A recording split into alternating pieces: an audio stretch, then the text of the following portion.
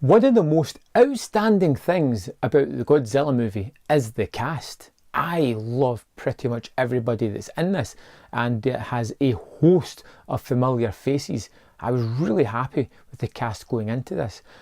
Godzilla, that came out in 2014, was a movie that I enjoyed, but I didn't really think about once it had gone. I more kind of liked Kong Skull Island. I liked more of that kind of visceral action type movie. And Godzilla, I felt, focused a little bit too much on the human characters, where I was wanting destruction. Now, the story behind Godzilla 2 is Monarch has found multiple titans all over the globe. There is a rogue army general who has decided to free them, to let them just bring the world back to its basics, and prove that humans aren't the dominant species yet again. Sounds a little familiar. I've seen it in other kind of movies before. You know, that rogue general, Broken Arrow off the top of my head. Not quite the same thing, but similar idea.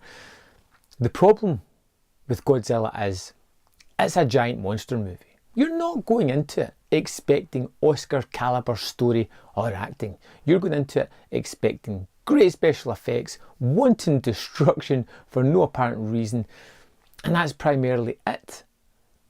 And you do get that to an extent. This thing is chock full of monsters. You get lots, as well as four main ones. You have Godzilla, Ghidorah, Rodan and Mothra. And they're all very different. They all have their own abilities. They're all terrifying or exciting in their own way. And to see these titans face off is super fun.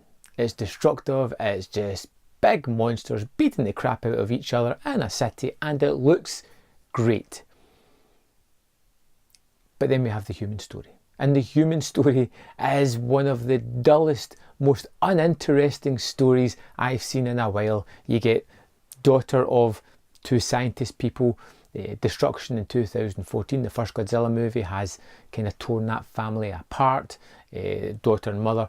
I'm calling them daughter and mother because, to be honest, I wasn't really interested in their names or anything else about them. They were just bland characters that kind of stopped me from getting to more destruction. They are working on a scientific thing to do with the titans.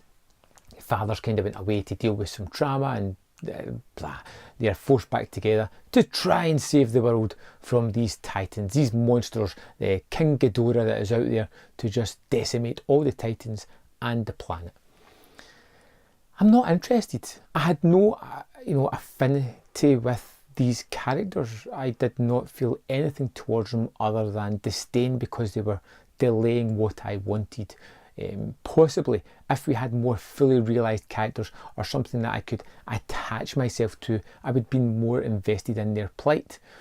But I wasn't. It felt very much like a Transformers movie. The human characters are perfunctory, they're there for a reason, but they kind of distract from the giant robots kicking the crap out of each other, which we really want to see clearly, not in shaky cam.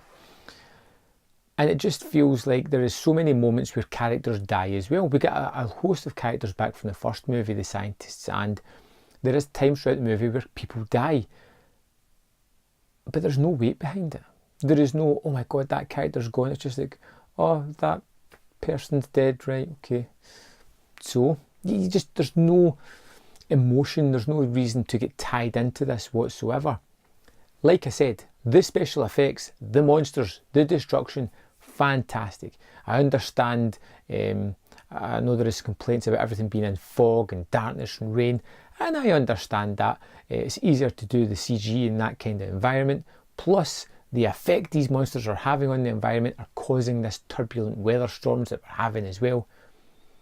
It is most definitely a movie of two halves. Everything to do with the humans, it's horribly trite and boring.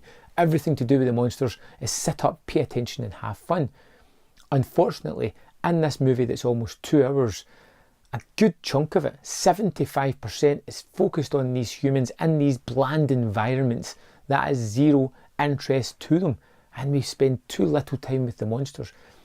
I would rather we just had a 90-minute movie where we have to spend half the time with these bland characters and half the time with these super exciting monsters, if anything at all.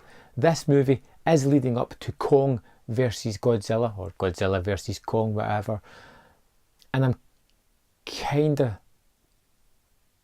kinda excited. I'm excited because I loved Skull Island, but I'm kinda dubious because Godzilla's just not, it's not really hitting it for me at the moment.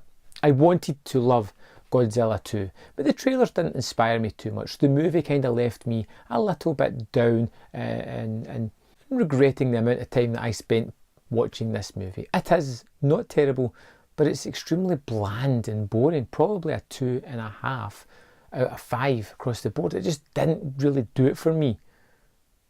But I'm stuck. I'm in a quandary because I did love everything that was monster-centric. Just all the human stuff was boring. I would love to know your opinion of Godzilla 2, King of the Monsters, in the comment box below.